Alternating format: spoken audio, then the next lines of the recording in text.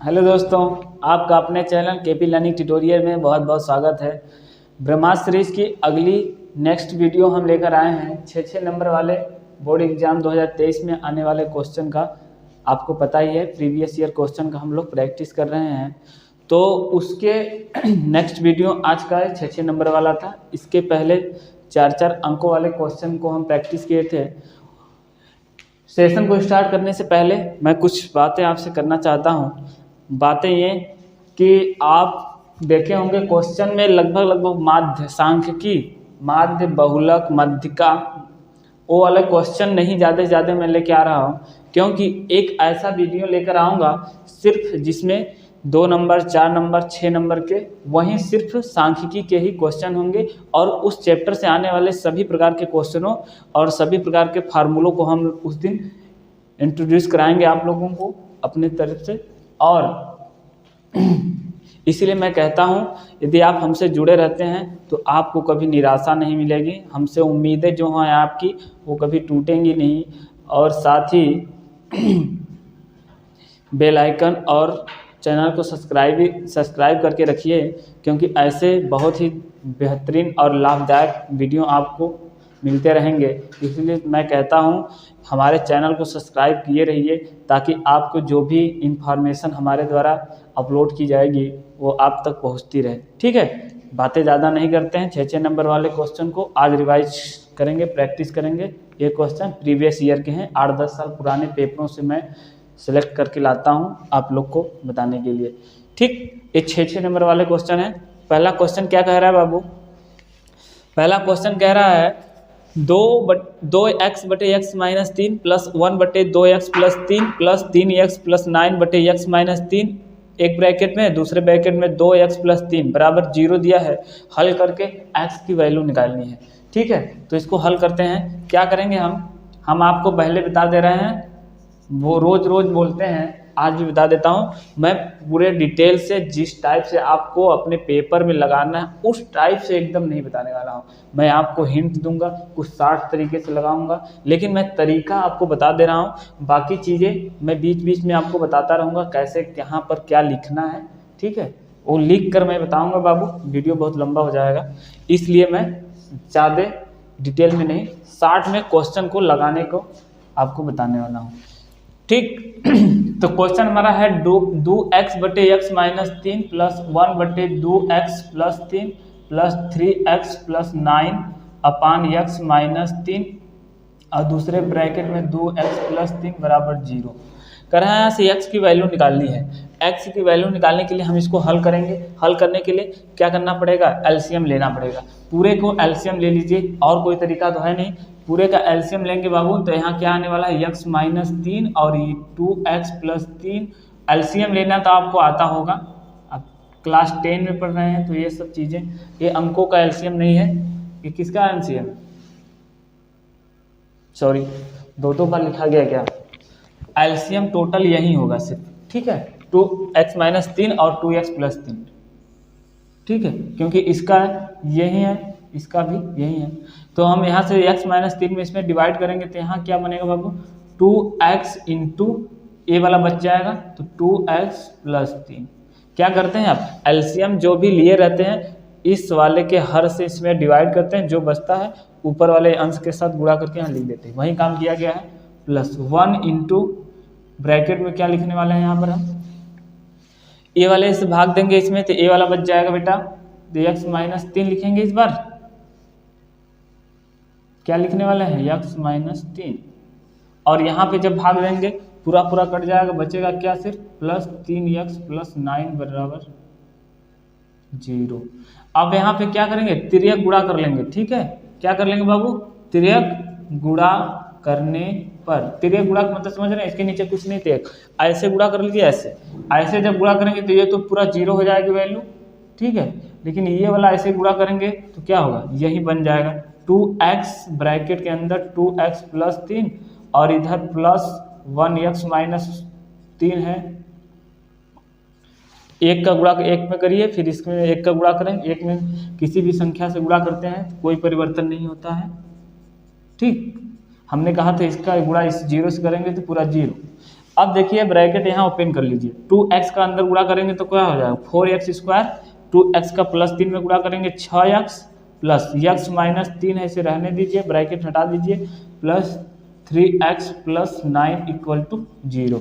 यहाँ से जो एक समान वाले हैं उसे जोड़ दें, 4x स्क्वायर कहीं और नहीं है, इसको 4x स्क्वायर ही रहने देंगे, प्लस 6x में से 6x plus 1x 7x 7 3 10x, x वाले पदों को एक में जोड़ लेंगे और नंबर को एक साथ कर लेंगे, -3 है ये प्लस 9 है, प्लस 6 हो जाएगा, घट जाएगा उसमें बराबर 0।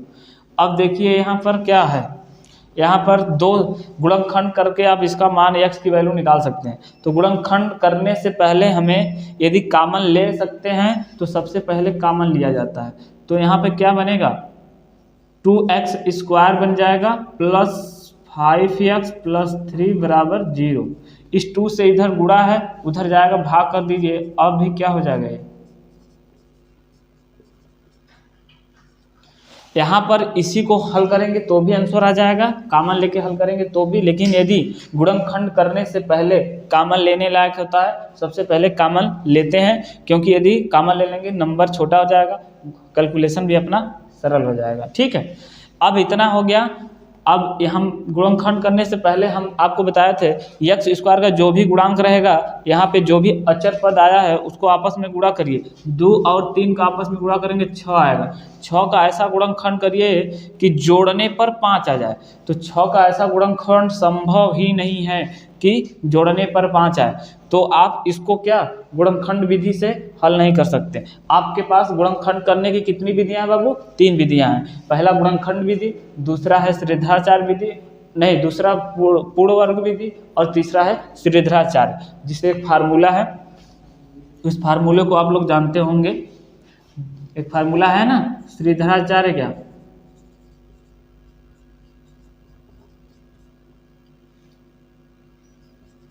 गुणनखंड करने की कितनी विधियां हैं, 3 विधियां हैं।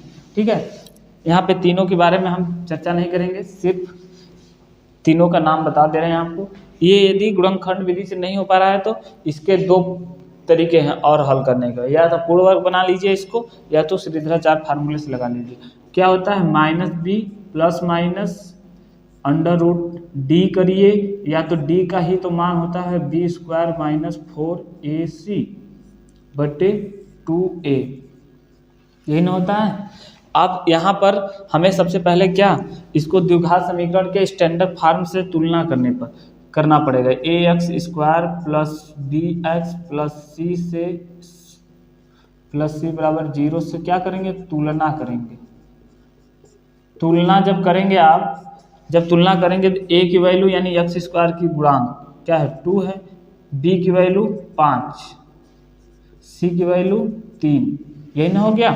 अब क्या करेंगे, इस फार्मूले में रख देंगे। ये फार्मूला 2 टाइप से है, एक फार्मूला इसका रूप ऐसा होगा -b प्लस d बटे 2a, एक दूसरा फार्मूला होगा इसी का। दूसरा फार्मूला क्या, 2 रूप है, तो या ऐसे करिए या ऐसे एक होगा कि x का स्क्वायर है ना, तो x स्क्वायर है तो 2 मूल आएंगे इसके, तो एक मूल इस वाले से निकल जाएगा, इस वाले से एक दूसरा मूल निकलेगा। तो यहाँ पर हम जब मान रखेंगे तो आप इतना काम करना, आपको अब इतना काम करना है। यहाँ से चाहे तो b square minus 4ac, question में सिर्फ x की वैल्यू पूछी है, यदि मूल की प्रकृति भी पूछ लेता तो आप क्या करते हैं, d की वैल्यू निकाल लेते हैं। यहाँ पर d यानी विविक्तर होता है ना, विविक्तर d बराबर b स्क्वायर माइनस 4ac।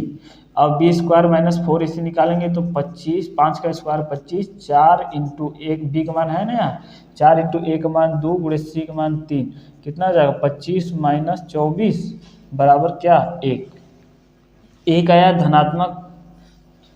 हमारा मूल क्या है, धनात्मक प्रकृति का रहा है, मतलब क्या मूल, इस जो समीकरण है इसका जो मूल होगा वास्तविक होगा तथा असमान। धनात्मक आता है तो वास्तविक और असमान। ठीक है, अब क्या करेंगे, अब क्या x के मूल भी निकालना है, तो आप क्या करिए बारी बारी से इसमें मान रख दीजिए। पहले वाले में मान रखेंगे b का मान -5 है बाबू, प्लस डी का मान यहाँ से 1 आया है, अभी हम हल किए थे, डी का मान प्लस 1 और 2 इंटू ए का मान क्या है 2 है। ये हल करेंगे तो -5 अंडर रूट 1 है, बाहर निकल जाएगा 1 बच जाएगा और यहाँ पे 4, यहाँ ऊपर क्या बचा -4/4, 1 की वैल्यू -1 आया। क्या आ गया बाबू यहाँ पर एक मूल -1 आ गया। इस वाले में रखेंगे दूसरा मूल निकलेगा, तो यहाँ से निकालने के लिए क्या करेंगे -d का मान 5 है, यहाँ से रख लीजिए। सिंबल कुछ नहीं करना है, सिर्फ मान ही रखना है। इसको हल करेंगे बाबू -5 -1 बाहर निकल जाएगा, 1 इसमें से तो माइनस हो जाएगा और बटे 4। अब जब इसको हल करेंगे तो 6 आएगा 4 और इसको काट देंगे तो -3/2। दूसरा मूल हमारा क्या आ गया -3/2 आ गया। पहला मूल ये है, ये आंसर, दूसरा मूल ये आंसर। x की वैल्यू 2 आएगी क्योंकि द्विघात समीकरण बन रहा है। दोनों मान यहाँ पे हमने लिख दिया है, एक है -1 और दूसरा है -3/2। ठीक है, इस तरह से। और मूल की प्रकृति भी क्वेश्चन में आप अपने तरीके से, हम अपने अपने तरह से क्या किए हैं आपको बता दिए हैं। आप ये चीज़ क्वेश्चन में नहीं करेंगे तो भी कोई बात नहीं, ये पूछा भी नहीं गया है, लेकिन हमने बता दिया है इसमें ऐड करके इसको। और क्वेश्चन का आंसर ये है। क्वेश्चन नंबर 1 हमारा क्या हुआ कंप्लीट हुआ। ये हमारा श्रीधराचार्य फार्मूला था। ठीक है, गुणनखंड करने की 3 विधियां होती हैं, आपने पढ़ा होगा। ठीक है, जैसे गुणनखंड हल करने की, समीकरण को हल करने के लिए, दो चर वाले रैखिक समीकरण को हल करने के लिए 3 विधियां होती हैं, विस्थापन विधि, विलोपन विधि और वज्र गुणनखंड विधि। उसी तरह क्या द्विघात समीकरण को भी हल करने की कितनी विधियां होती हैं बाबू 3 विधियां। तीनों विधियों के नाम क्या है, पहला गुणनखंड, दूसरा पूर्ववर्ग और तीसरा सूत्र विधि या श्रीधराचार्य विधि से। ठीक है, क्वेश्चन नंबर 2 में हमारा देखिए क्या कह रहा है। क्वेश्चन नंबर 2 हमारा कह रहा है एक आयताकार मैदान है जिसकी लंबाई 2 मीटर कम कर दी जाए तथा चौड़ाई 2 मीटर बढ़ा दी जाए तो उसका क्षेत्रफल पहले से जितना है 10 स्क्वायर मीटर बढ़ जाता है, परंतु यदि लंबाई में 2 मीटर की वृद्धि तथा चौड़ाई में 3 मीटर की कमी कर दी जाए तो क्षेत्रफल 45 मीटर स्क्वायर कम हो जाता है। तो मैदान की लंबाई और चौड़ाई ज्ञात करनी है। तो हमें लंबाई और चौड़ाई मानना पड़ेगा। यहाँ बेटा क्या करेंगे, माना आयताकार मैदान की लंबाई x तथा क्या चौड़ाई y मीटर है। x मीटर लिख लेंगे क्योंकि सूत्र यहाँ पे दिया है क्वेश्चन में, तो हर जगह मीटर लगा लेंगे। ठीक है, तो आप जानते हैं आयताकार, आयत की लंबाई और चौड़ाई दिया तो उसका क्षेत्रफल क्या होगा, चूंकि तो यहाँ से क्षेत्रफल निकालेंगे तो क्या होगी, लंबाई चौड़ाई हमें पता हो गया तो क्षेत्रफल निकालेंगे क्या होगा, क्षेत्रफल बराबर होता है लंबाई इंटू चौड़ाई। तो लंबाई x मीटर है, चौड़ाई y मीटर है, दोनों का गुणा करेंगे बाबू तो इतना नहीं आएगा मीटर का स्क्वायर, xy मीटर स्क्वायर। पहला प्रतिबंध इस क्वेश्चन में क्या लगा रहा है, कह रहा है कि 2 मीटर लंबाई की 2 मीटर कमी कर दिया जाए। पहले प्रतिबंध के अनुसार हम बात करेंगे, प्रश्नानुसार यहाँ लिख देंगे आप लोग प्रश्नानुसार। प्रतिबंध 1 से,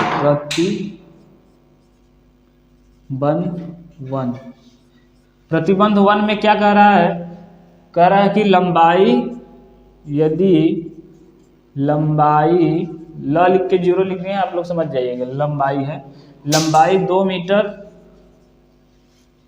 कम तथा चौड़ाई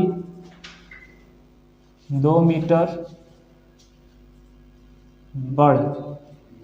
बढ़ा दें तो क्षेत्रफल, जब लंबाई 2 मीटर कम कर देंगे चौड़ाई 2 मीटर बढ़ाएंगे तो क्षेत्रफल कुछ और आएगा।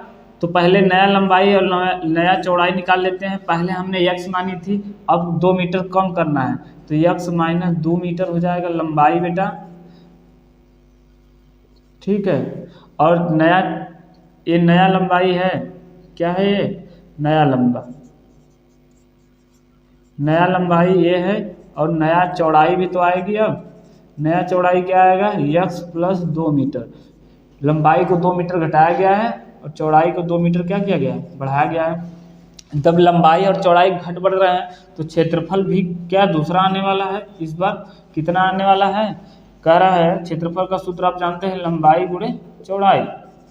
कह रहा है लंबाई और चौड़ाई को इस वाले जो क्षेत्रफल बनाएंगे नया साइड से, नया भुजा से जो अब हमारे यहाँ पे तैयार हो रही है, इसका जो क्षेत्रफल है, पहले वाले जो क्षेत्रफल था, क्या पहला क्षेत्रफल तो ये है ना, इस वाले क्षेत्रफल से 10 स्क्वायर, ये क्षेत्रफल कितना था हमारा मीटर स्क्वायर प्लस, अब इस बार कितना हो रहा है, 10 मीटर स्क्वायर क्या कर रहा है, बढ़ रहा है।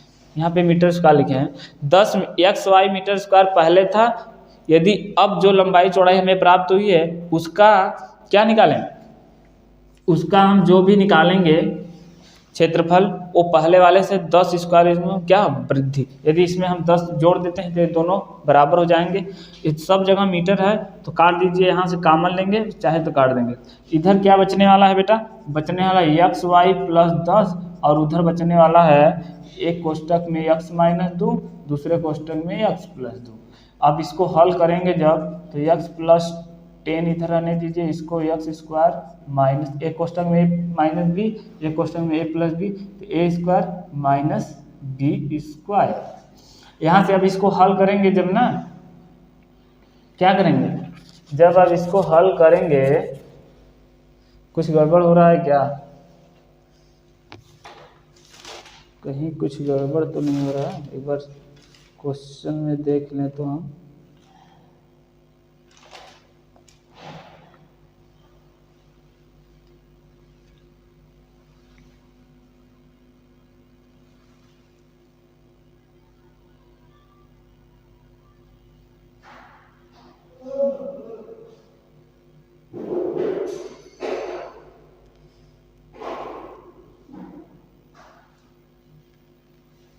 पहला प्रतिबंध क्वेश्चन में क्या था, 2 मीटर की लंबाई में कमी और चौड़ाई में 2 मीटर की वृद्धि।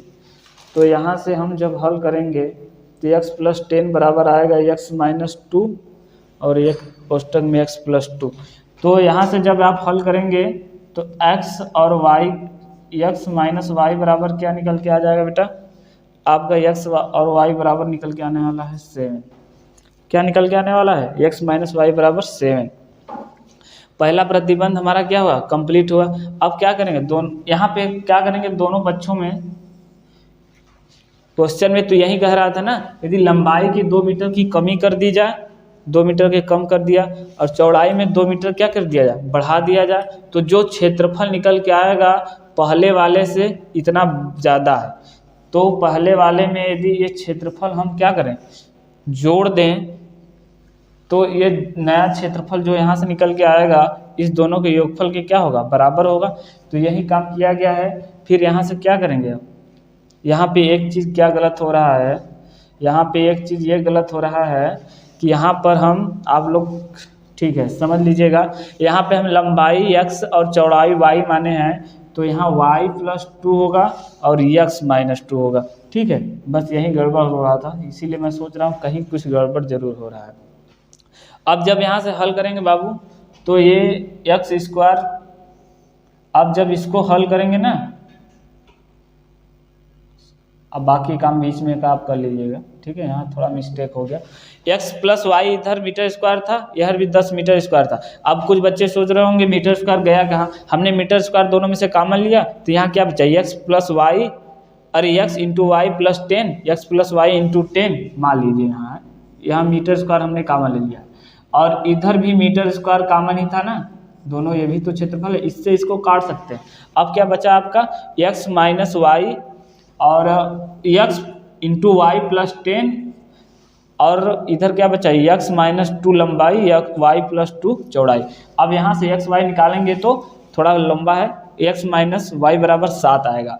अब प्रतिबंध 1 से हमने ये कंप्लीट कर लिया। प्रतिबंध 2 क्या क्वेश्चन में कह रहा है, यहाँ देख लीजिए, प्रतिबंध दो क्या क्वेश्चन में 2 बार प्रतिबंध लगाया है करा, परंतु यदि लंबाई में 2 मीटर की वृद्धि और चौड़ाई में 3 मीटर की कमी, इस बार लंबाई में 2 मीटर की वृद्धि करेंगे तो नया लंबाई कितना बनेगा, नया लंबाई बराबर क्या हो जाएगा, इस बार लंबाई में क्या करना है, वृद्धि करना है, तो x प्लस 2 मीटर हो जाएगा बेटा, और चौड़ाई में 3 मीटर की कमी करनी है, तो अब नया चौड़ाई क्या बनने वाला है, y माइनस 3 मीटर बनेगा। नया लंबाई और नया चौड़ाई फिर आया तो नया क्षेत्रफल भी आएगा, तो नया क्षेत्रफल यहाँ से आप जब निकालेंगे तो क्या आने वाला है बाबू, नया क्षेत्रफल यानी क्या, x प्लस 2 का इंटू कर दीजिए और y माइनस 2 का इंटू करेंगे और मीटर मीटर का स्क्वायर कर देंगे यहाँ पे, तो स्क्वायर हो जाएगा। अब नया क्षेत्रफल हमारा जो आएगा वो क्या कह रहा है क्वेश्चन में, 3 मीटर कर दी जाए तो क्षेत्रफल जो पहले का क्षेत्रफल है, बात हर बार यहाँ वाले क्षेत्रफल से हो रही है, क्षेत्रफल से 45 मीटर कम हो जाता है, यानी पहले के क्षेत्रफल में यदि हम यहाँ 45 स्क्वायर मीटर जोड़ दें तो ये क्या हो जाएगा, इसके क्या बराबर आ जाएगा, यही कहने का मतलब है ना यहाँ पर। फिर यहाँ y से y मीटर से मीटर स्क्वायर वाला कट जाएगा और सिर्फ क्या बचेगा आपके पास, यहाँ पे आप मिटा सकते हैं इधर का, ठीक है। नया प्रतिबंध पहले वाले प्रतिबंध से हमारा समीकरण ये आया है, दूसरा प्रतिबंध ये हल हो रहा है, यहाँ से हम चाहे तो इसको मिटा सकते हैं, ठीक है। आपने नोट कर लिए होंगे, आप वीडियो रोक कर भी देख सकते हैं। दूसरा हमारा समीकरण क्या है, x y प्लस 45 बराबर x प्लस 2 और एक कोष्टक में y माइनस 3, ये नहीं हुआ। अब जब इसको हल करेंगे ना तो ये हल होकर आने वाला है, मैं पूरा हल नहीं करूँगा, बहुत लंबा हो जाएगा, मैं इसको हल करके आपको आंसर बता देता हूँ सीधे। अब ये हल आएगा तो 3x माइनस 2y बराबर आएगा 39। समीकरण इसे 2 मान लीजिए, ये समीकरण हमारा 1 है, समीकरण 2 और 1 को हल करना है। अब हल करने के लिए क्या करना होगा, इसमें कोई तो x और y का मान बराबर होना चाहिए, गुणांक बराबर होगा तभी हल होगा, या तो यहाँ पे क्या कर सकते हैं आप, प्रतिस्थापन विधि से हल कर सकते हैं। इसको चाहेंगे तो आप और बड़ा कर लें, क्या कर सकते हैं, x बराबर हो सकता है 7 प्लस y, इसको समीकरण 1 मान लीजिए। अब समीकरण 1 इसको कर लीजिए, दूसरा स्टेप, तो यहाँ पर चाहे तो समीकरण 1 का मान समीकरण 2 में रख दीजिए, यही ना, ये प्रतिस्थापन विधि है। इस विलोपन विधि से करना होता तो हमें क्या करना, इस समीकरण में 2 से गुणा कर दिए होते, उसके बाद इसके साथ जोड़ घटा देते, आंसर आ जाता। अब 1 का मान जब 2 में रखेंगे, 3 इंटू एक्स का मान आप क्या रखने वाले हैं, 7 प्लस y माइनस 2y बराबर 39। अब यहाँ से y का मान जब निकालेंगे ना बाबू, तो y का मान आने वाला है 18 और x का मान आने वाला है सीधे 25, ठीक है। आप लोग निकाल लीजिएगा एक का, x यहाँ से हल कर देंगे, y एक चर में समीकरण हो गया, y का मान निकल जाएगा। फिर जैसे ही y का मान निकलेगा किसी समीकरण में आप रख लेंगे तो x की वही वैल्यू निकल जाएगी, और x और y का ही मान तो क्या था हमें ज्ञात करना, क्योंकि जो x का मान है ये क्या है, लंबाई है, जो y का मान है ये चौड़ाई है, ठीक है। यही हमारे दोनों क्या है, आंसर है। इस तरह से हमारे क्वेश्चन नंबर 2 भी कंप्लीट हुआ, ठीक है। अब क्वेश्चन नंबर हम 3 देखने वाले हैं। क्वेश्चन बड़े हैं क्योंकि भाई आप इतना बड़ा क्वेश्चन करेंगे तभी तो आपको 6 नंबर मिलने वाला है। 6 नंबर पाना है तो थोड़ा धैर्य रखिए, थोड़ा मेहनत करिए, थोड़ा लंबा करेंगे तभी तो क्वेश्चन में भाई जितना बड़ा काम उतना बड़ा दाम। अब जितना बड़ा काम करेंगे उतना बड़ा ना दाम मिलेगा आपको, क्वेश्चन बड़ा है तभी तो नंबर भी बड़ा दिया जा रहा है, ठीक है। अब 3 क्वेश्चन आएगा इसका एग्जाम में, आपको हर क्वेश्चन एक क्वेश्चन का ऑप्शन रहेगा, या अथवा करके उसमें से कोई एक करना पड़ेगा।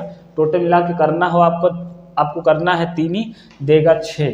तो इस तरह से आप तीन क्या ऑप्शन वाले हैं, हर एक क्वेश्चन के तीन एक एक है अथवा करके दिया रहेगा, या इसको करिए या अथवा वाले करिए, या इसको करिए अथवा वाला करिए, इसको करिए या अथवा वाला करिए।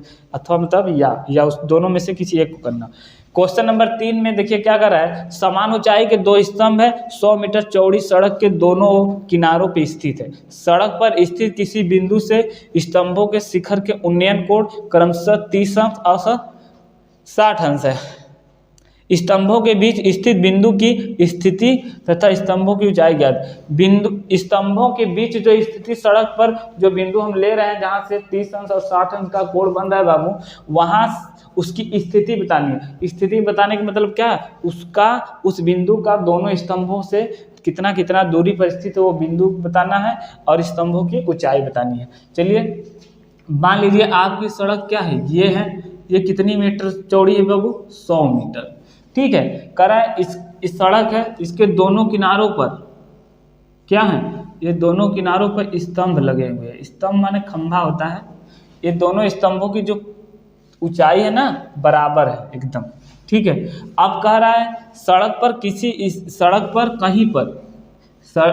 पर कहीं पर एक बिंदु है जिससे देखने पर दोनों स्तंभों के उन्नयन कोण, ये बिंदु कहीं भी हो सकता है। ठीक है, आपको देखने में लग रहा है ये दूरी कम ये ज़्यादा, ये बिंदु हम कहीं भी ले सकते हैं। ये बिंदु यहाँ भी ले सकते हैं क्योंकि ये फिक्स नहीं कहा गया है कि ये बीच में ही है या इधर है या उधर है। तो कहीं लीजिए, तो कहीं जब लेंगे तो ये वाला ये बिंदु से मान लीजिए ए बी एक सड़क है, चौड़ी है 100 मीटर। ठीक है, यहाँ से यहाँ तक की चौड़ाई इसकी 100 मीटर है। तो कह रहा है यहाँ बिंदु हम ले रहे हैं, मान लीजिए क्या ले रहे हैं, डी ले रहे हैं, यहाँ सी है मान लीजिए, यहाँ ई है। ठीक है, कह रहा है इस बिंदु से इस वाले स्तंभ, ये स्तंभ है हमारा, इस वाले स्तंभ और इस वाले स्तंभ, ये पहला स्तंभ है, ये दूसरा स्तंभ है। दूसरे वाले स्तंभ को 30 डिग्री और इस यहाँ बिंदु से इस स्तंभ के शिखर को देखते हैं तो 60 डिग्री का एंगल बनता है। आप इसको 60 इसको 30 भी ले सकते हैं, कोई प्रतिबंध नहीं है कि इसको 30 इसको 60 लेना है। ठीक है, किसी स्तंभ, इसको पहले मैंने देखा, चाहे इसको मान लीजिए मैंने इसको पहले देखा तो ये 60 हो जाएगा, ये 30, इसको देखेंगे तो ये 30 ये 60, कोई दिक्कत नहीं है, किसी को कुछ लीजिए।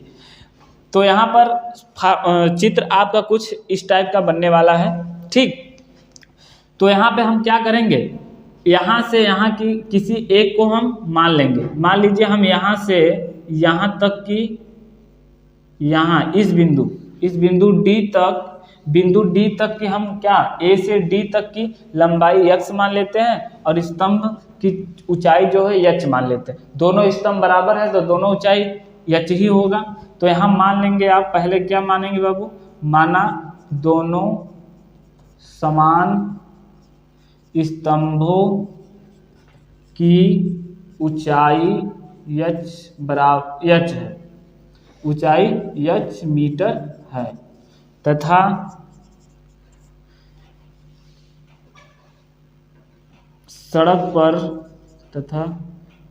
सड़क पर स्थित बिंदु D पहले स्तंभ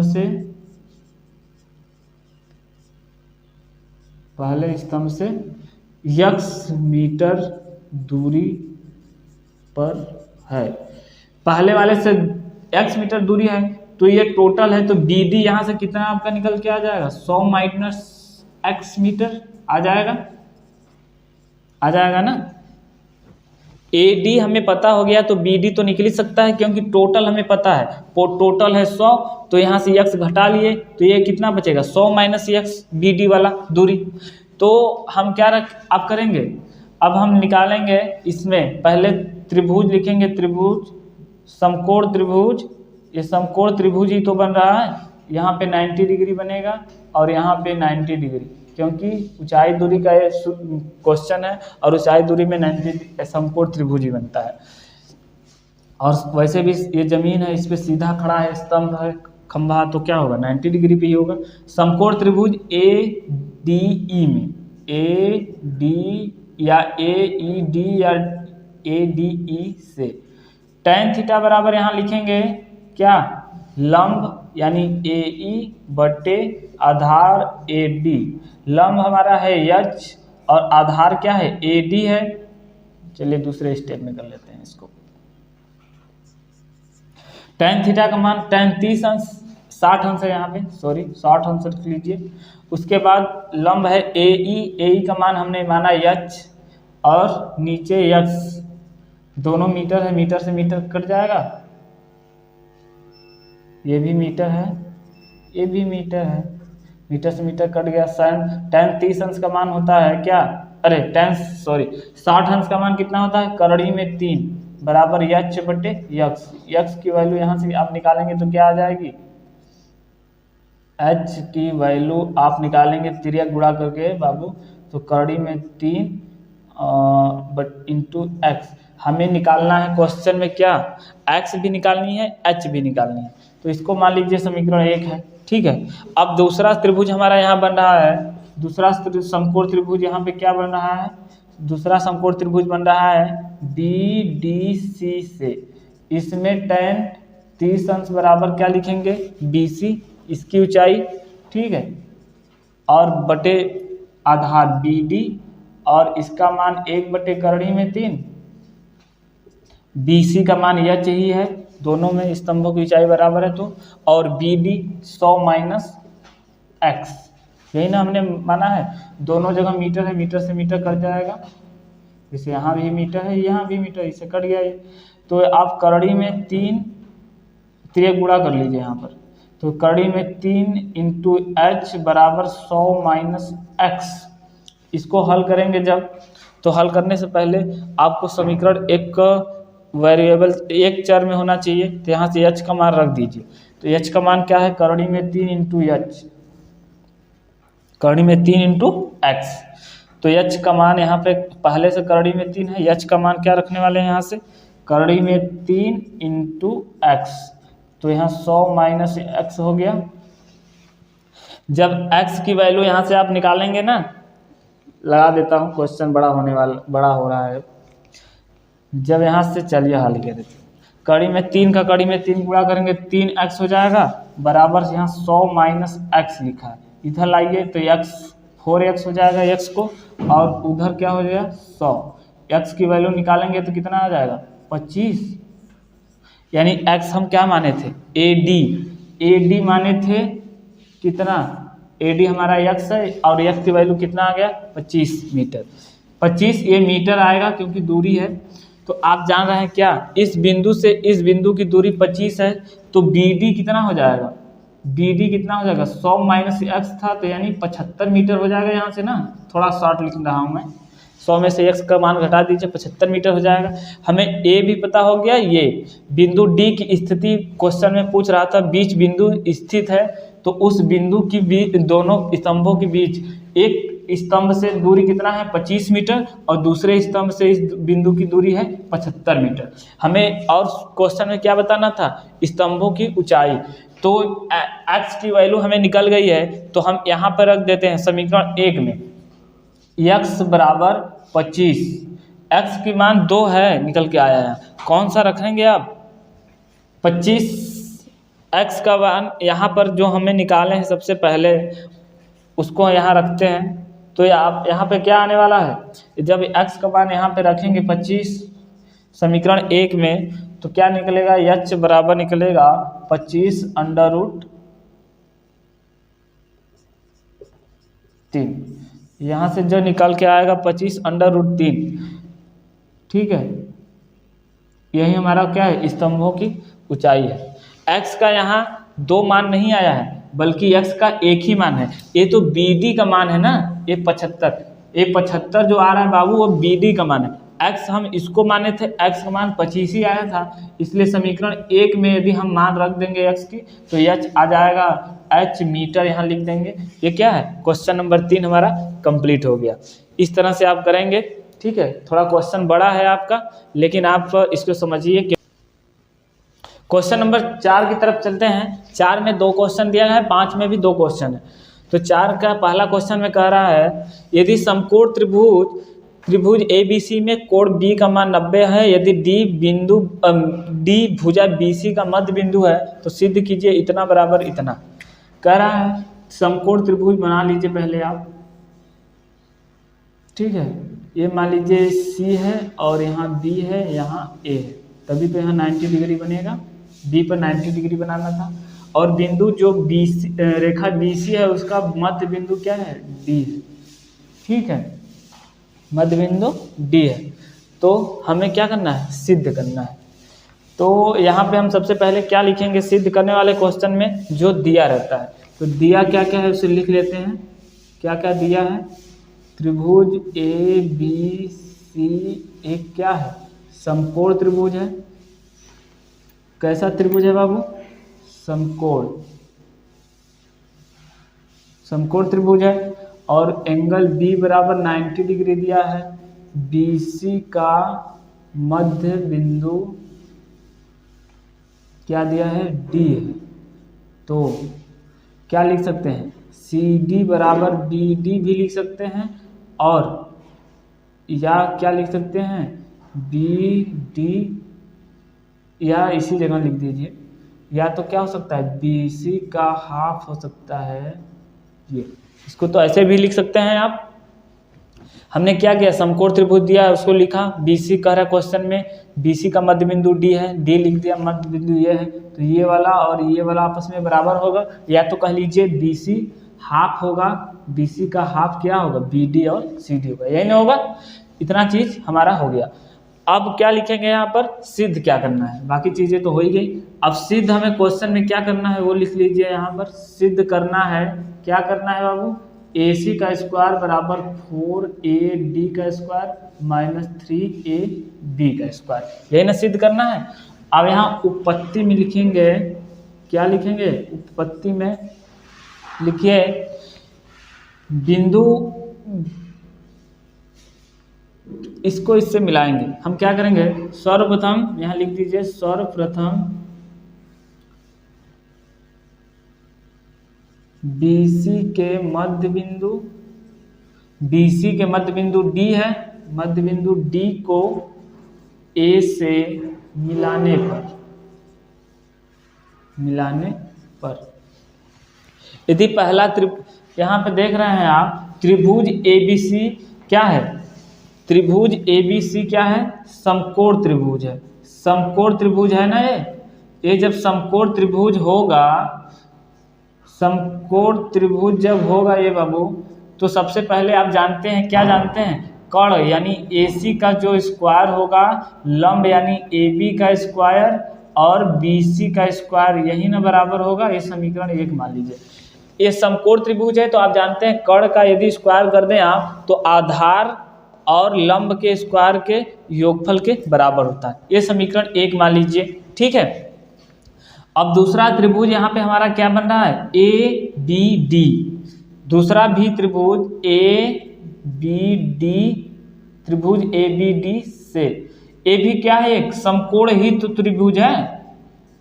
यहाँ पे हमने चेंजिंग नहीं किया, ये इसको इससे मिलाया है A से D को, तो ये भी एक समकोण त्रिभुज है। तो इसमें भी क्या होगा? यहाँ पर 90 अंश के सामने जो कर्ण है तो AD है, AD का स्क्वायर कर दें आप तो किसके? BD के स्क्वायर और AB के स्क्वायर के योगफल के क्या होने वाला है? ये बराबर होने वाला है। क्या होने वाला है? बराबर होने वाला है। इसे समीकरण 2 मान लीजिए। आप देख रहे हैं जो हमें सिद्ध करना है उसमें AC भी है, AD भी है, AB भी है, लेकिन BD नहीं है। तो BD को हम क्या लिखेंगे? BD को हम क्या करेंगे? चेंज कर देंगे। चेंज किस में करने वाले हैं? BD को हम चेंज कर देंगे। BD को किस में करें? या BD बराबर यहाँ लिख सकते हैं क्या? इस क्वेश्चन में ही आप लिख सकते हैं AD का स्क्वायर माइनस AB का स्क्वायर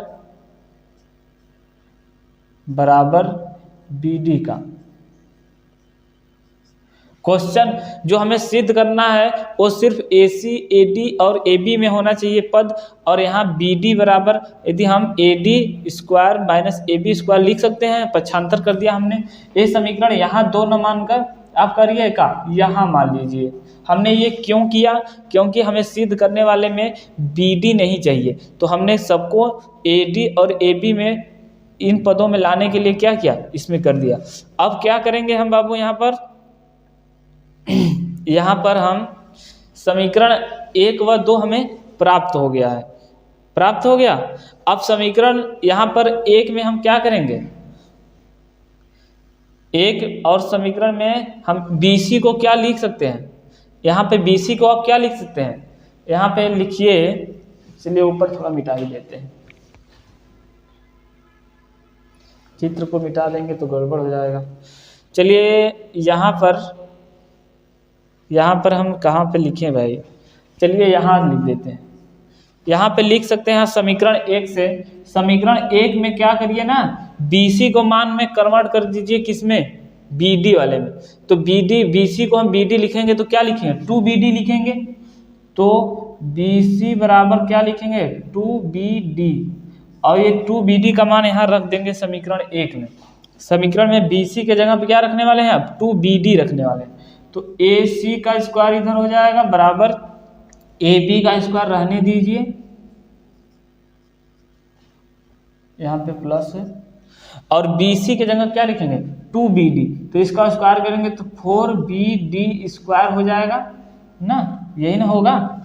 अब देखिए ये भी समीकरण बन गया और ये भी समीकरण बन गया। अब क्या करेंगे बाबू, यहाँ पे हम BD को पक्षांतर करेंगे। क्या करने वाले हैं, पक्षांतर करने वाले हैं। कुछ गड़बड़ हो रहा है क्या, हमने पहला समीकरण हमारा AC स्क्वायर बराबर AB का स्क्वायर प्लस किसका स्क्वायर, AB का स्क्वायर प्लस BC का स्क्वायर, ये सही है।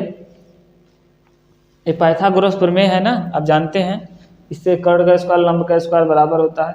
दूसरा समीकरण हम इससे लेंगे, ठीक है, AD का स्क्वायर प्लस AB का स्क्वायर प्लस BD का स्क्वायर। तो BD वाले को चेंज करना था हमें, यहाँ पर सॉरी, यहाँ पे गलती हो गया। चलिए ये मत काम करिए, इससे आसान हो सकता है, और इससे आसान हो सकता है। यहाँ पे हम क्या करेंगे, यहीं पे कर लेते हैं। यहाँ पे हम BD को BC वाले में क्या करेंगे बाबू, BD को BC में कन्वर्ट कर लेंगे। तो यहाँ AD का स्क्वायर बराबर हो जाएगा, इसको हम क्या लिख सकते हैं, हाफ BC लिख सकते हैं, इसका स्क्वायर कर दीजिए प्लस AB का स्क्वायर। अब इसको हल करेंगे तो क्या निकल के आए जानते हैं, AD का स्क्वायर बराबर आ जाएगा 4AB का स्क्वायर प्लस क्या, BC का स्क्वायर, BC का स्क्वायर, और यह इसके सबके बटे 4 है, होगा ना, एलसीएम लेके हल करेंगे तो ये 4 यहाँ से हटेगा तो यहाँ पे आ जाएगा, त्रिया गुणा कर लेंगे जब, तो 4AB का स्क्वायर प्लस BC का स्क्वायर यहाँ से बन गया। अब जान रहे हैं क्या, समीकरण 1 में हमें सिद्ध करना है जो, उसमें AD AB AC तो रहेगा, लेकिन क्या नहीं रहेगा, BC नहीं रहेगा। तो समीकरण 1 में हम BC का मान निकाल लेते हैं। यहाँ पे समीकरण 1 से, यहाँ पे आप समीकरण 1 से क्या करेंगे बाबू, BC का स्क्वायर बराबर निकालेंगे तो क्या हो जाएगा, AC का स्क्वायर माइनस AB का स्क्वायर। यही मान क्या समीकरण 2 में रख दीजिए। समीकरण 2 हमारा हल होके यहाँ आया है, यही मान रखेंगे तो यहाँ पे क्या होगा, समीकरण 1 का मान समीकरण क्या 2 में रखने पर, 2 में रखेंगे तो यहाँ से जानते हैं क्या निकल के आएगा, समीकरण 1 हमारा 2 क्या है, 4AD का स्क्वायर बराबर 4AB का स्क्वायर प्लस BC का मान हम यहाँ से बदलेंगे तो BC का मान क्या रख देंगे, AC का स्क्वायर माइनस AB का स्क्वायर, ठीक है, यही ना रखेंगे। हमने BC का मान यहाँ से क्या कर दिया, BC इसमें है ना, हम बाकी चीज़ें यहीं रहने दे रहे हैं, BC को सिर्फ बदल रहे हैं, किसमें AC square minus AB square रख देंगे हम, ठीक है, BC का मान। तो यहाँ से आप जब हल करेंगे ना तो क्या निकल के आने वाला है, 4AD का स्क्वायर बराबर 4AB, 4AB नहीं बचेगा, क्या बचने वाला है देखिए, AB एक माइनस है, ये 3 है, तो यहाँ से एक घट जाएगा, क्या होगा 3AB का स्क्वायर बचेगा प्लस AC का स्क्वायर है, इसी AC का स्क्वायर को रहने दीजिए। हमें क्वेश्चन में देखिए अब आ गया, जो सिद्ध करना था वो आ गया। हमें इसको एक पक्ष में रखना है, इसको एक पक्ष में, तो हम इसको क्या करेंगे, इस पर भेज देंगे, तो AC का स्क्वायर बराबर हो जाएगा 4AD का स्क्वायर माइनस क्या 3AB का स्क्वायर। यही तो हमें क्या करना था, सिद्ध करना था। ये आ गया ना, हमने जो सिद्ध करना था हमने सिद्ध कर दिया। अब वीडियो को पॉज करके थोड़ा समझने की कोशिश करेंगे, आ जाएगा। मैंने पूरा एकदम क्वेश्चन कर दिया आपको, इतना तो आ ही जाएगा। ठीक है, इस तरीके से आप करेंगे, आसानी से हो जाएगा। 6 नंबर, ये 3 नंबर का क्वेश्चन था, क्योंकि इसमें 2 क्वेश्चन है 3-3 नंबर के। ठीक, क्वेश्चन नंबर 4 का दूसरा वाला क्वेश्चन क्या कह रहा है, एक पानी पीने वाला गिलास है जिसकी ऊंचाई 14 सेंटीमीटर है।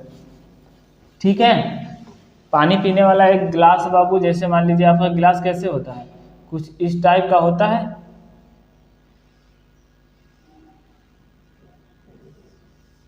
कुछ इस टाइप का आपका गिलास है। कह रहा है जो उसकी ऊंचाई है पानी पीने वाले गिलास की, उसकी कितनी है 14 सेंटीमीटर है।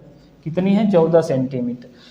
गिलास को एक शंकु छिन्नक की तरह है। शंकु छिन्नक मतलब क्या, शंकु को जो ऊपर और नीचे से काट दिया जाता है तो छिन्नक का टाइप होता है, या शंकु को ऊपरी हिस्सा थोड़ा सा काट दें, जैसे जोकर का टोपी होता है उसको काट दें, इस टाइप का कुछ लगेगा देखने में। तो कह रहा है छिन्नक के दोनों वृत्ताकार सिरों का व्यास 6 सेंटीमीटर और 4। जाहिर सी बात है जो ज़्यादा होगा वो 6 सेंटीमीटर होगा व्यास, और जो कम वाला होगा वो 4 सेंटीमीटर होगा। इतना तो आप समझ रहे होंगे। इस गिलास की धारिता ज्ञात करनी है। धारिता मतलब क्या होता है, धारिता का मतलब क्या, धारिता का मतलब क्या, आयतन निकालना है। आयतन निकालना है बाबू इसका। तो आप जानते हैं छिन्नक का आयतन निकालने के लिए फार्मूला होता है आपका, क्या फार्मूला होता है। ठीक है, फार्मूले को आप लोग याद करेंगे, नहीं तो आप लोग को इतनी आसानी से आने वाला नहीं। 1/3 बराबर इंटू धारिता भी बराबर होता है 1/3 पाई h ब्रैकेट में R1 का स्क्वायर प्लस R2 का square plus R1 into R2। ये है फार्मूला आपका। ठीक है, ये है फार्मूला धारिता का छिन्नक का। तो इसके लिए आपको R1 और R2 चाहिए। तो R1 क्या होगा, जो कम व्यास वाला सिरा था उसकी त्रिज्या, ज़्यादा वाले व्यास की R2 मान लेते हैं, कम वाले को R1 मान लेते हैं। तो D1 का मान दिया है 4 सेंटीमीटर, तो यहाँ से R1 निकालेंगे तो 2 सेंटीमीटर हो जाएगा। D2 का मान दिया है, अरे D/2 सूत्र होता है ना, R1 बराबर R बराबर D/2, तो D2 बराबर 6 सेंटीमीटर दिया है। तो R2 बराबर बाबू निकालेंगे तो कितना हो जाएगा आपका 3 सेंटीमीटर। ठीक है, दोनों चीज़ें आपकी निकल के आ गई। ऊंचाई यहाँ पे दिया ही था क्वेश्चन में, क्या 14 सेंटीमीटर। ये सब क्वेश्चन में क्या है, दिया है। अब इसमें क्या करना है, बस मान रख देना है।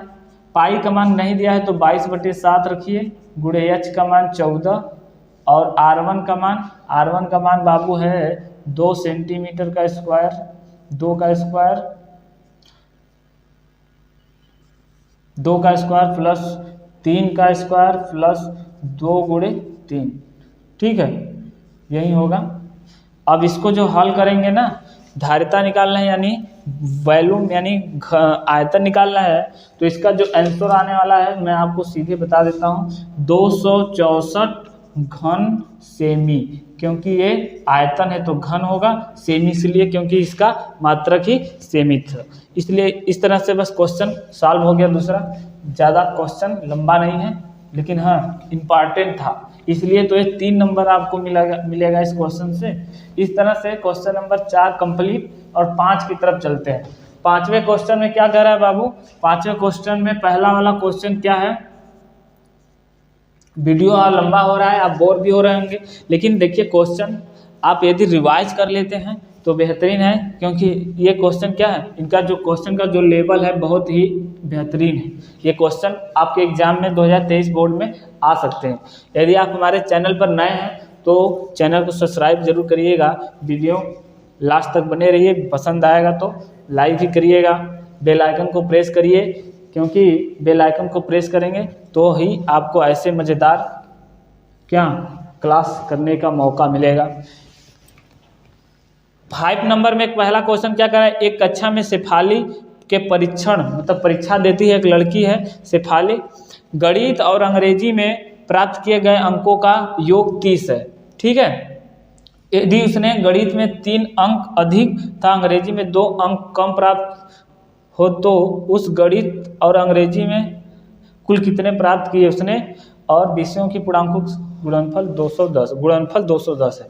ठीक है, कह रहा है एक कक्षा में लड़की है जो अंग्रेजी और गणित के एग्जाम देती है, उसके अंकों का योगफल क्या है 30 है। कितना है बाबू 30 है। ठीक है, तो अंकों का योगफल मान लीजिए, माना शेफाली जो लड़की है उसका शेफाली का गणित में नंबर कितना है, गणित में नंबर x है। ठीक है, तो अंग्रेजी में यहाँ से निकल जाएगा, क्योंकि दोनों का टोटल हमें क्वेश्चन में दिया था 30 माइनस x हो जाएगा कि नहीं। और क्या कह रहा है, गणित और अंग्रेजी में प्राप्त किए गए अंकों का योग कितना। यदि उसने गणित और पहले प्रतिबंध के द्वारा यहाँ पे लिख देंगे, प्रश्नानुसार है ये पहला प्रतिबंध इस टाइप से होगा। दूसरा प्रतिबंध क्वेश्चन में अब क्या कह रहा है यदि उसने गणित में 3 अंक अधिक तथा अंग्रेजी में 2 अंक कम प्राप्त किए हों। गणित में 2 अंक अधिक नहीं 3 अंक अधिक, तो अब गणित में दूसरे प्रतिबंध से क्या हो जाएगा, यहाँ पर दूसरे प्रतिबंध से करेंगे बाबू क्या हो जाएगा, गणित में 2 अंक अधिक 3 अंक अधिक मतलब क्या x + 3 और अंग्रेजी में 2 अंक कम, अंग्रेजी में 2 अंक कम प्राप्त किए हों तो उसका इनका जो गुणनफल है वो कितना है 210 है। कितना है बाबू 210। क्वेश्चन में कुछ गड़बड़ी है क्या, अधिक 3 अंक अधिक तथा अंग्रेजी में 2 अंक कम प्राप्त हुए तथा उनके अंग्रेजी और गणित के दोनों के विषयों का जो पूर्णांक है अब कितना होगा 210। यहाँ पे जो पूर्णांक दिया है ना, यहाँ पे जो अंक प्राप्त हुए हैं उनका गुणनफल है, नहीं कि इस वाले का टोटल का मान लेंगे। ठीक है, आप यहाँ पे जो अंक हमें इसने प्राप्त किए हैं शेफाली ने, इसका जो गुणनफल होने वाला है 210 होने वाला है। तो x + 3 हो गया, एक x - 2 हो गया। आप जब इसको हल करेंगे आप ना, जब यहाँ से हल करेंगे, नहीं ये नहीं ऐसे नहीं होगा, सॉरी कुछ चीज़ें यहाँ गलती हो गई। x + 3 गणित का नंबर यहाँ लिख लीजिए अलग अलग, गणित का जो नंबर है x + 3 है ना, और गणित में नंबर x + 2 है कि 3 है भाई, गणित उसका गणित में 2 अंक और अंग्रेजी में 3 अंक, गणित में 2 अंक अधिक तथा अंग्रेजी में 3 अंक कम, गणित में 2 अंक अधिक और अंग्रेजी में 3 अंक, यहाँ मिला लीजिए। गणित में से 2 अंक अधिक और अंग्रेजी में 3 अंक प्राप्त किए, तो गणित में 2 अंक अधिक मतलब x + 2 होगा इस बार दूसरे प्रतिबंध में। और अंग्रेजी की बात करेंगे बाबू यहाँ पर, तो अंग्रेजी में कितना होगा, क्वेश्चन अपने से बनाए जाते हैं, अपने से लिखे जाते हैं, इसलिए थोड़े मिस्टेक हो जाते हैं, उसको आप लोग समझ लेंगे। तो इस पहले अंग्रेजी में था x - 3, यही ना था, नहीं 30 - x था, यहाँ पे बात कर रहे हैं। और अब क्या है, इस बार 3 अंक इससे कम प्राप्त होते हैं, पहले वाले से ही इस बार नंबर कितना x + 2 और इस वाले में 3x - 3। अब यहाँ पे अंग्रेजी का निकालेंगे तो कितना हो जाएगा बाबू 27 - x हो जाएगा। यहाँ पर आपका क्या होने वाला है 27 - x अंक हो। यहाँ पर हमने माना गणित में x अंक, तो अंग्रेजी में 30 - 1, क्योंकि पूर्णांक था दोनों का 30। दूसरे प्रतिबंध में क्या कर रहा है, यदि उसने गणित में 2 अंक अधिक और अंग्रेजी में 3 अंक पहले से कम पाए हैं, क्या है पहले वाले यहाँ पे जो क्वेश्चन में दिया गया है ना, इसी के आगे की बात की जा रही है, दूसरा कुछ मत समझिएगा, नहीं तो आंसर गलत आ जाएगा आपका। ये आपका बन गया।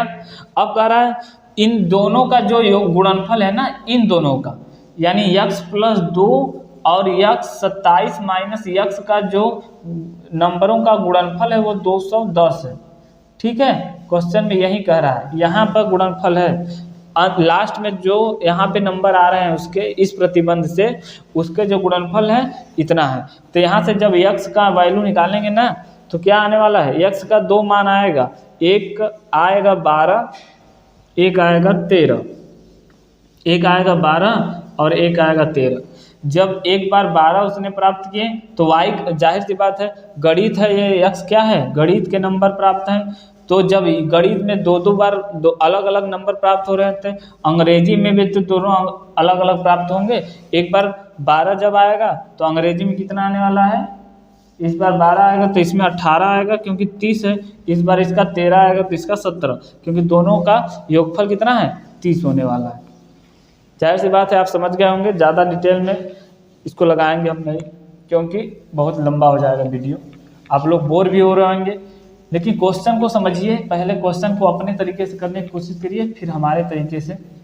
यहाँ पे क्वेश्चन में जो लिखा गया है ना, 30 अंक यदि गणित और अंग्रेजी के कम पाए हों तो गणित और अंग्रेजी में कितने अंक प्राप्त किए तथा दोनों के विषयों के पूर्णांकों, यहाँ पे पूर्णांकों नहीं बल्कि क्या, दोनों विषयों के अंकों का गुणनफल, यहाँ लिख लीजिए अंकों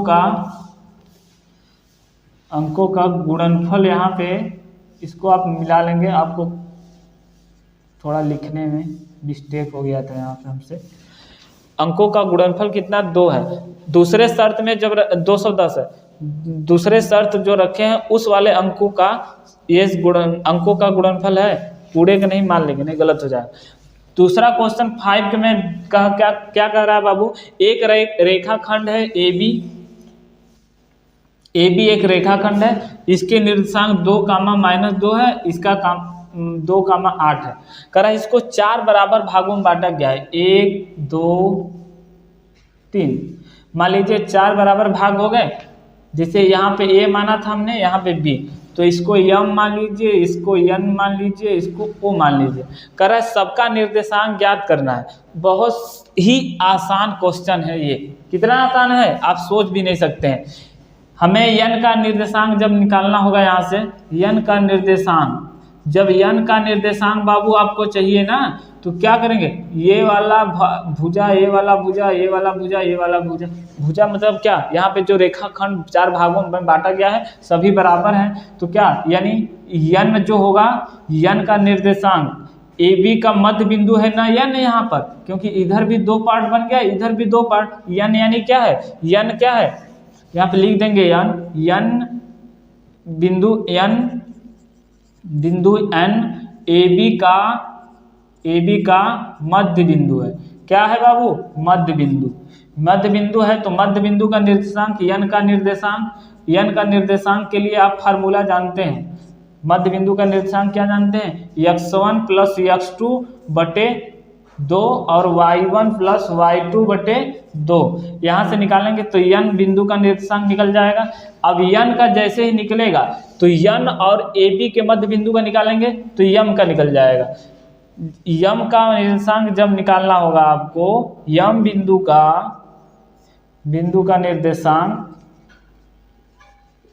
का निर्देशांक निकालने के लिए आपको क्या करना होगा, m बिंदु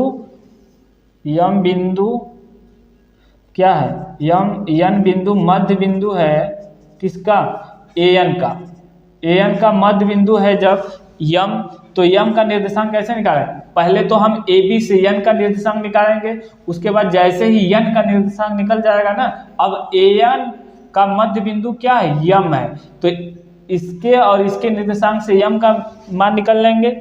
उसके बाद B और n का मध्य बिंदु क्या है, O है ना यहाँ पर, तो O का निर्देशांक निकालने के लिए क्या करना होगा, इसका और इसका मध्य बिंदु वाला फार्मूला लगा देंगे, O का निकल जाएगा।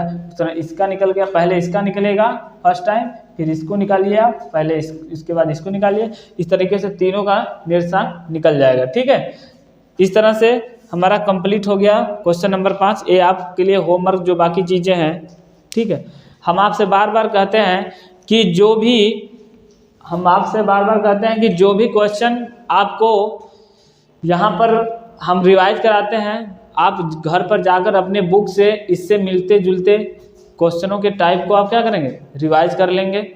ठीक है, साथ में ये सब जो बाकी इसमें काम रह गए हैं आप होमवर्क कर लेंगे और वीडियो के लास्ट तक बने होंगे तो आप आज के आपके क्वेश्चन का लेवल समझ में आया होगा। 6 नंबर क्वेश्चन थे, लंबे थे, कठिन थे आपको, इसीलिए तो इसके 6 नंबर मिलेंगे पूरा करेंगे तो।